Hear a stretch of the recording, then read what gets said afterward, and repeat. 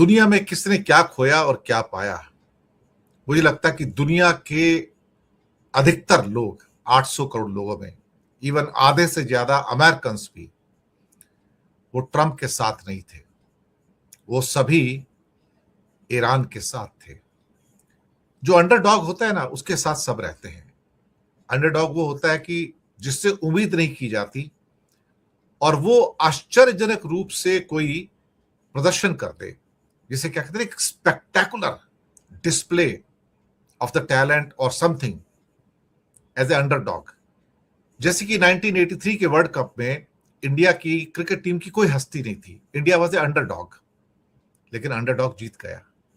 कभी कभी ऐसा ही होता है, जंग के मैदान में जो अंडरडॉग होता है ना, वो एक बड़ी हाथी जैसी हस्ती को भी बीट कर सकता है।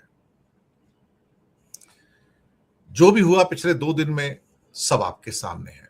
बहुत सारे लोगों ने अपने अपने व्यू पॉइंट रखे, मेरे भी अपने व्यू पॉइंट हैं। बहुत लोगों के अपने अपने पक्ष हैं, मेरा भी एक पक्ष है। लेकिन आज बहुत सारे इंडियन टेलीविजन के ऊपर कई प्रोग्राम्स आए जिसमें कहा गया कि ईरान के पास हथियार नहीं होने चाहिए, बैलिस्टिक मिसाइल नहीं होनी चाहिए, एटम बम नहीं होने चाहिए, और वो दुनिया के जो रेस्पॉन्सिबल नेशन है उनके पास ही एटम बम होने चाहिए। तो कौन से एंगल से अमेरिका एक रेस्पॉन्सिबल नेशन है? जरा एक सवाल तो पूछा जाना चाहिए ना। कौन से एंगल से अमेरिका ने दुनिया को टेरराइज नहीं किया? मुझे लगता है कि लोग जहां रहते हैं ना, वो अपने हितों की रक्षा कर रहे हैं कि मुझे कोई बाहर ना निकाल दे।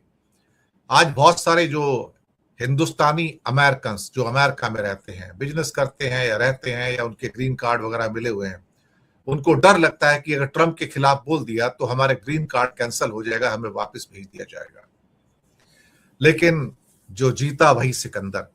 दुनिया को पता है कि जंग में भाग कर कौन चला गया, और भागने का तो इतिहास है ना, भागने का तो अमेरिका का इतिहास है साहब। वियतनाम में भी भागा था, अफगानिस्तान में भी भागा था, और अब ईरान में भी भागा है। शायद भागना उसकी आदत में है। खैर, जो भी है, एक बात तो तय है कि ईरान ने ये जंग हारी नहीं है और अमेरिका ने ये जंग जीती नहीं है। बात करेंगे इसी के ऊपर। स्वागत है आपका। नमस्कार, गुड इवनिंग, आदाब, सत श्री अकाल। थोड़े से नाम पढ़ूंगा, बहुत ज्यादा नहीं। इफ्तिखार करीम, आस्क्यू, संजीव कपूर, असलम, लवारे, राकेश मिश्रा, इसके बाद रफीक शेख, अजिंदर सिंह, मोहन कृष्णन, सलीम जावेद हैं, विश्वरंजन दास, जय पेडनेकर, नीरज अग्रवाल, इम्तियाज हैं, इसके बाद सिराज अंसारी, विजय सिंह सराम साहब, अनिल तुरी, दीपक वालेवर, एमडी सलीम जावेद, मोहम्मद शुएब, शकीर हुसैन, रसिक टैंक, उसके बाद सुपर अजीत मिश्रा, तारिक, शुमनल हसन, चंद्रशेखर साहू, तारिक अजीज, साजिद मुसानी, अफसर, आशीष कुमार चौरसिया, मालिक वकार, शकीर खान, गौहर कलाम, दिनेश शर्मा, दलिंदर एसाई, काफी नाम है, सारे नहीं पढ़ पाऊंगा, नीचे से 2-3 देख लेता हूँ अभी मैं। रफीक मकवाना है, सैयद शाजिया काजमी है, खालिद है, और कुछ और नाम भी है, तो बीइंग ह्यूमन भी है। चलिए, बहुत बहुत शुक्रिया आपका। बात कहां से शुरू की जाए? कौन जीता कौन हारा? क्या ईरान हारा? नहीं। ओरिजिनल प्लान क्या था? ओरिजिनल प्लान तो यही था कि 4 से 5 दिन के अंदर जंग जीत जाएंगे, रिजीम चेंज हो जाएगा, हमारे पसंद की सरकार या राजा आ जाएगा, और सबसे इंपॉर्टेंट जो पॉइंट था, जो ट्रंप की ख्वाहिश थी कि मैं दुनिया का ऑयल किंग बनूंगा, मैं तेल का राजा बनूंगा, इस दुनिया में तेल कौन बेचेगा उसका फैसला मैं करूंगा, तेल किसको बेचेगा फैसला मैं करूंगा, तेल कौन खरीदेगा फैसला मैं करूंगा, तेल कोई किससे खरीदेगा उसका फैसला मैं करूंगा। लेकिन कहीं ना कहीं इस बात का एहसास अब दुनिया को हो चला है कि हर फैसला ट्रंप नहीं कर सकता है, हर फैसला ट्रंप के बस में नहीं है। शायद ट्रंप के ड्राइंग बोर्ड के ऊपर एक चीज नहीं थी जब उन्होंने पूरा प्लान किया था, नेतन्याहू और मोसाद और सीआईए के साथ मिलकर, साथ में एफबीआई भी थी। उनके ड्राइंग बोर्ड पे एक चीज नहीं थी कि क्या ज्योग्राफी को वेपन बनाया जा सकता है, इसके बारे में कभी किसी ने सोचा नहीं था और अल्टीमेटली सारी दुनिया में हाहाकार मचा। आज मेडवेडेव साहब ने एक धमाल कर दिया। मेडवेडेव साहब रशिया के फॉर्मर प्रेसिडेंट हैं, पुतिन के सपोर्टर हैं, और उन्होंने कहा कि ईरान के पास न्यूक्लियर बॉम्ब है। तो मुझे लगा कि स्टेटमेंट को पूरा पढ़ना चाहिए। उनका कहना था कि क्या जरूरी है कि न्यूक्लियर बॉम्ब वही हो जो यूरेनियम से बनता हो। मुझे लगा कि ये लॉजिक तो ठीक है, लेकिन फिर उन्होंने कहा कि जो ईरान का न्यूक्लियर बॉम्ब है उसको उन्होंने टेस्ट कर लिया, 40 दिन से टेस्ट कर लिया, और उनका न्यूक्लियर बॉम्ब हॉर्मुज की खाड़ी है। देखिए, एक एटम बम हो सकता है 5 लाख लोगों को मार देगा, 10 लाख लोगों को मार देगा बस, लेकिन हॉर्मुज की खाड़ी तो 800 करोड़ लोगों को मार रही है साहब, 800 करोड़ लोगों को। और कहां तो ये राजा बदलना चाहते थे, पसंद की सरकार लाना चाहते थे, और कहां अब हॉर्मुज जो खुला हुआ था ऑलरेडी, कभी बंद नहीं था, आज वो बंद करवा दिया और आज की डेट में बंद है। आज भी ईरान का स्टेटमेंट शाम को आया है कि हॉर्मुज की खाड़ी अभी खुली नहीं है, अभी बंद है, हजारों शिप्स अभी अंदर कैद हैं।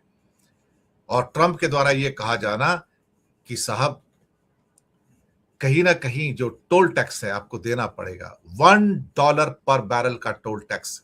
अगर एक जहाज में 2 मिलियन बैरल है तो $2 मिलियन आपको देने पड़ेंगे, तभी आप यहां से निकलेंगे। इससे बड़ा न्यूक्लियर वेपन और क्या हो सकता था। एक न्यूक्लियर वेपन 10 लाख 5 लाख को मारेगा, ये 800 करोड़ को मारता है।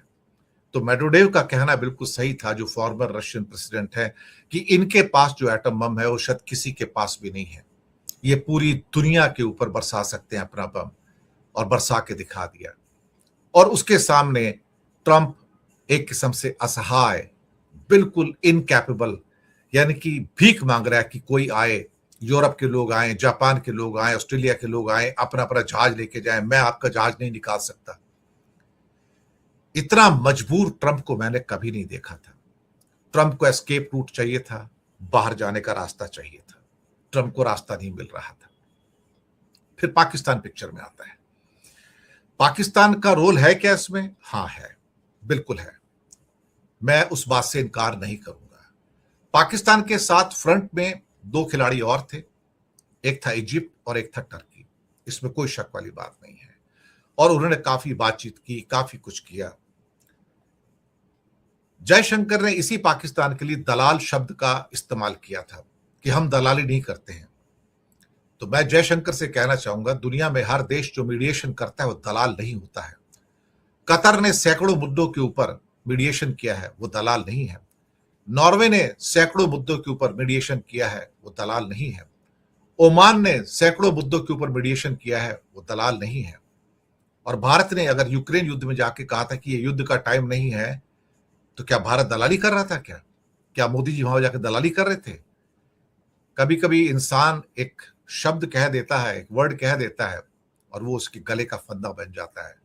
ये शब्द सिर्फ जयशंकर के गले का फंदा नहीं बना, हमारे गले का, हिंदुस्तान के गले का फंदा बन गया कि तुमने किसी के लिए दलाल शब्द का उपयोग किया है। लेकिन सच बात तो यह है कि पर्दे के पीछे कुछ और लोग भी थे जो शांति करवाना चाहते थे, और इसमें एक सबसे बड़ा प्लेयर था, उसका नाम था ओमान। मैं वो आपको कहानी बता रहा हूं जो आपको कोई नहीं बताएगा। लेकिन आईआरजीसी मानता नहीं था, उसने पाकिस्तान की बात नहीं मानी, उसने इजिप्ट की बात नहीं मानी, उसने टर्की की बात नहीं मानी, उसने ओमान की बात नहीं मानी। इसके बाद एक आखिरी मोहरा बचता था जो इस दुनिया में ईरान को टेबल पर ला सकता था, या ईरान को कन्विंस कर सकता था कि मैं तेरी शर्तें मनवा दूंगा, तू मेरी बात मान और मैं लड़ाई रुकवा दूंगा। उस शख्स का नाम शी जिनपिंग है। शी जिनपिंग, जिसे ईरान में बड़ा सम्मान मिलता है पुतिन के साथ, जहां हर आदमी जो है ईरान का शी जिनपिंग का दीवाना भी है और पुतिन का भी दीवाना है, मैं आपको पहले बता दूं। और आखिर में शायद आपको एक खबर कोई नहीं बताएगा आके कि सब कुछ जो इंटरवेंशन हुआ ये पूरा का पूरा ये बाद में चाइना का होता है साहब। कुछ लोग कहते हैं कि चाइना की टीम थी जो जेडी वेंस से बात कर रही थी, चाइना की टीम थी जो मुनीर और शहबाज शरीफ से बात कर रही थी, इजिप्ट से बात कर रही थी, ओमान से बात कर रही थी। हाँ, वो बात कर रहे थे, लेकिन ये बात कामयाब नहीं हो रही थी। ये बात कामयाब नहीं हो रही थी, बात अटक रही थी, क्योंकि ईरान नहीं मान रहा था। ईरान ने तो सर पर कफन बांध लिया था ना, तो ईरान नहीं माना था। लेकिन तब उसके बाद ट्रंप को जिनपिंग की याद आती है कि वो एक शख्स है जो इसमें कुछ कर सकता है। तो चाइना की टीम तब निकल कर आई जब ट्रंप और जिनपिंग का आपस में कम्युनिकेशन हुआ।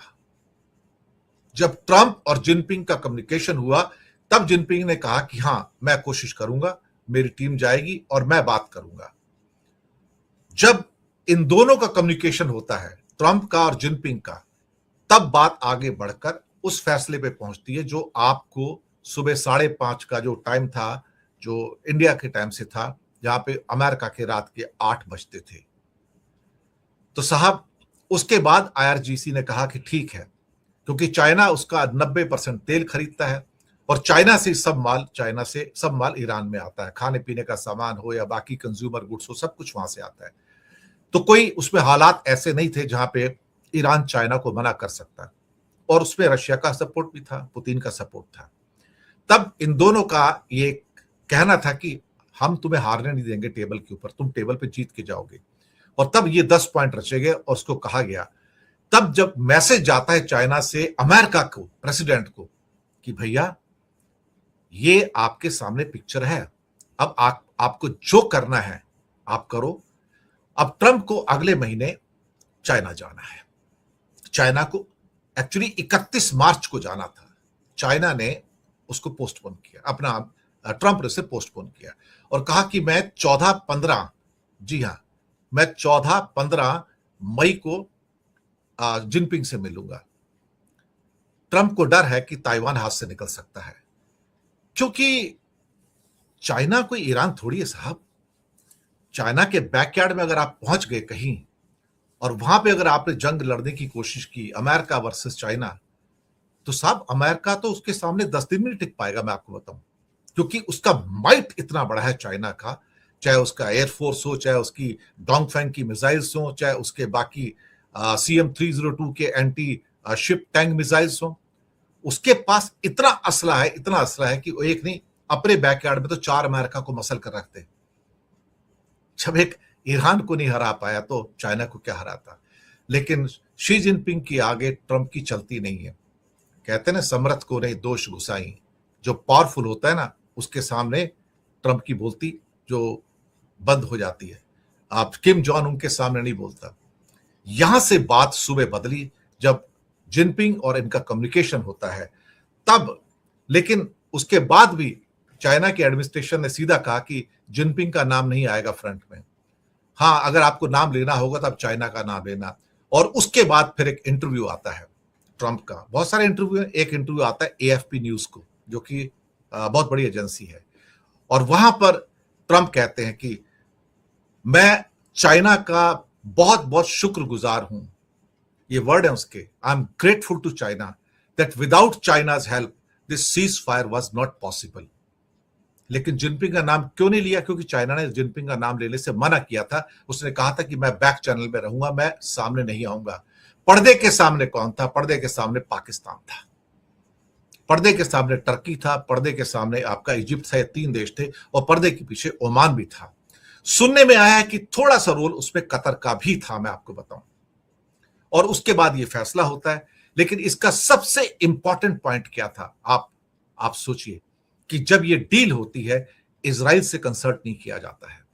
इजराइल को लगा कि मेरे बिना तो डील हो नहीं सकती, और अमेरिका मुझसे पूछे बिना डील नहीं करेगा। लेकिन अमेरिका ने क्या कहते हैं कि नेतन्याहू को पीछे छोड़ा और कहा कि मुझे तेरी जरूरत नहीं है, मैं खुद डील करूंगा, और जो मैं कहूंगा वो तुम्हें मानना पड़ेगा।